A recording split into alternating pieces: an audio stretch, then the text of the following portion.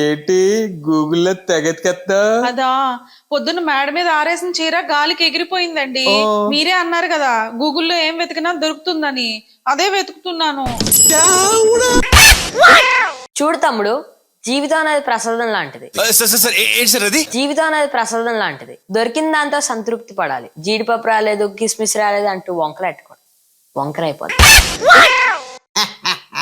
ఆంజనేయుడు స్వామి కాల్చబడిన బంగారాన్ని ఆభరణమని, కొట్టబడిన రాగిని తీగ అని, అణచబడిన కార్బన్ ని డైమండ్ అని, కాల్చబడిన కొట్టబడిన అణచబడిన మగవాణ్ణి భర్త అంటారు ఆంజనేయుడు. స్వామి మీరు కాల్చబడిన అనచబడిన తొక్కబడిన తుక్కు రేగబడిన మగవాడు కదా.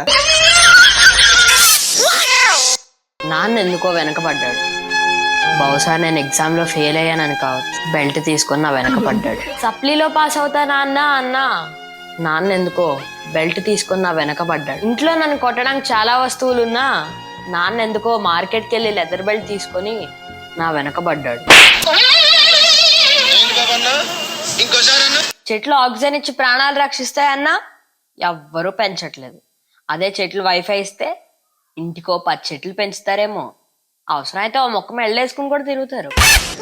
ఎవరురా నువ్వు ఇంత టాలెంటెడ్ ఉన్నావు?